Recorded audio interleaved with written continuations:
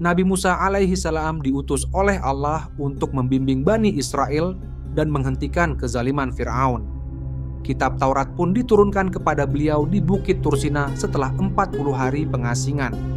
Namun yang menarik dari Nabi Musa bukan hanya mukjizat-mukjizatnya yang luar biasa, tapi juga kekuatan fisik yang sangat kuat. Tercatat dalam banyak riwayat bahwa Nabi Musa memiliki kekuatan fisik yang jauh melebihi manusia biasa. Bahkan ada dalam satu kisah beliau pernah meninju seorang pemuda Mesir yang langsung tewas hanya dengan satu pukulan.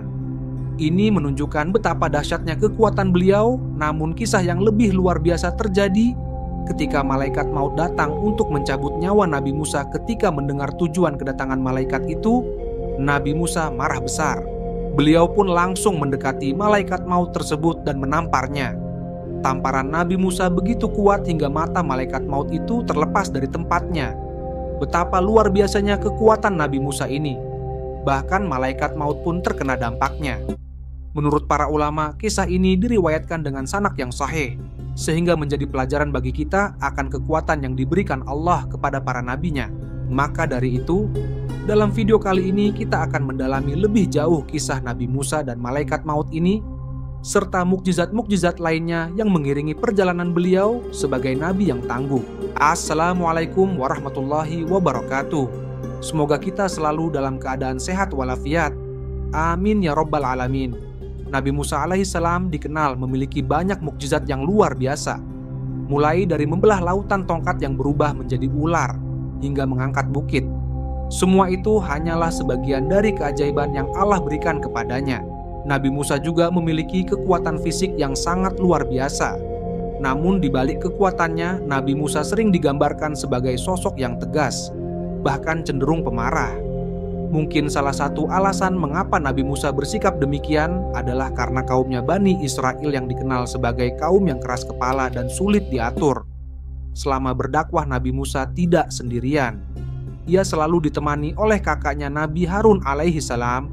Nabi Musa pernah berdoa kepada Allah agar kakaknya dijadikan nabi karena ia merasa kurang lancar berbicara.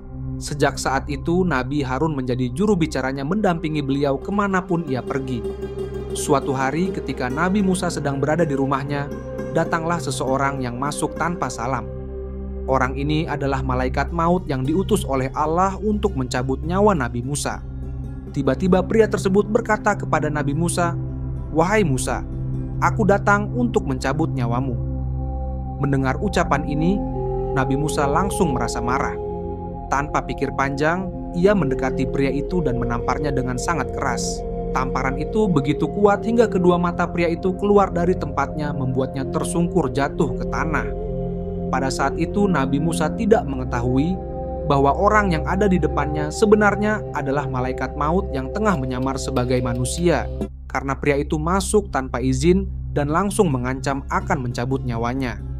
Nabi Musa secara refleks memukulnya. Seandainya Nabi Musa tahu bahwa pria itu adalah malaikat, tentu beliau tidak akan bertindak demikian.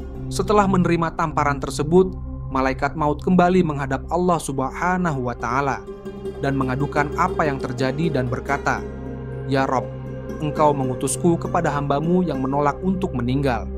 Allah Subhanahu wa Ta'ala pun memulihkan mata malaikat maut yang terlepas itu seperti sedia kala, lalu berfirman, "Kembalilah kepada Musa, katakan padanya, letakkanlah satu telapak tanganmu di punggung seekor lembu jantan. Setiap helai bulu lembu yang tertutupi oleh tanganmu akan memberimu tambahan 1 tahun usia." Lalu malaikat maut pun kembali menemui Nabi Musa dan ia berkata bahwa ia adalah malaikat maut serta menyampaikan firman Allah tersebut. Namun Nabi Musa menolak tawaran itu. Beliau berkata, "Apakah aku harus menunggu begitu lama lagi untuk bertemu dengan kekasihku? Aku tidak ingin menunggu." Dengan penuh ketegasan, Nabi Musa berkata, "Cabutlah nyawaku, sekarang laksanakan tugasmu, wahai malaikat maut." Akhirnya malaikat maut pun melaksanakan tugasnya mencabut ruh Nabi Musa, diikuti oleh Nabi Harun yang wafat tak lama setelah itu. Menjelang akhir hayatnya, Nabi Musa memohon satu permintaan kepada Allah. Beliau ingin berada dekat dengan tanah suci Baitul Maqdis di Syam, yang sekarang kita kenal sebagai Al-Quds di Palestina. Allah mengabulkan permintaan itu dengan mendekatkan Nabi Musa ke Baitul Maqdis dengan jarak sejauh lemparan batu. Jasad Nabi Musa dimakamkan di daerah tersebut. Tetapi hingga kini tak ada yang mengetahui secara pasti di mana letaknya dari kisah ini. Muncul sebuah pertanyaan, mengapa malaikat bisa terluka saat ditampar oleh manusia? Jawabannya adalah ketika malaikat mengubah wujudnya menjadi manusia, maka ia terikat oleh hukum-hukum dunia manusia. Sebagai contoh, mari kita lihat peristiwa Isra Nabi Muhammad SAW ketika malaikat Jibril menemaninya menaiki burak dari Masjidil Haram ke Masjidil Aqsa. Mungkin kita bertanya-tanya, mengapa Jibril harus ikut naik burak bersama Rasulullah? Bukankah Jibril adalah malaikat yang mampu berpindah tempat dalam sekejap tanpa memerlukan kendaraan? Hal ini terjadi karena saat itu Jibril sedang berada dalam wujud manusia. Jadi ia juga tunduk pada hukum-hukum dunia di mana manusia tidak bisa terbang. Inilah mengapa ia harus ikut menaiki burak bersama Rasulullah Shallallahu Alaihi Wasallam.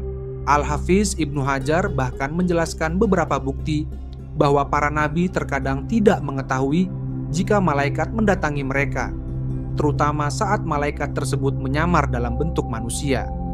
Jadi, para nabi tidak selalu dapat mengenali malaikat saat mereka berubah wujud menjadi manusia. Hal ini mirip dengan kisah Nabi Ibrahim dan Nabi Lut ketika mereka didatangi oleh malaikat yang berwujud manusia. Pada awalnya Nabi Ibrahim dan Nabi Lut tidak menyadari bahwa orang-orang yang mereka temui adalah malaikat. Seandainya Nabi Ibrahim tahu bahwa tamunya adalah malaikat, tentu ia tidak akan menyiapkan makanan untuk mereka. Begitu juga dengan Nabi Lut, jika ia tahu bahwa orang-orang itu adalah malaikat, tentu ia tidak perlu khawatir akan keselamatan mereka dari ancaman kaumnya. Jadi itulah kisah ketika malaikat maut datang untuk mencabut nyawa Nabi Musa. Semoga kisah ini memberikan manfaat dan pelajaran bagi kita semua. Jika ada kekurangan atau kesalahan, mohon dimaafkan. Karena yang benar datang dari Allah Subhanahu wa Ta'ala, dan kesalahan datang dari saya sebagai manusia biasa. Sampai jumpa di kisah-kisah menarik lainnya. Wassalamualaikum warahmatullahi wabarakatuh.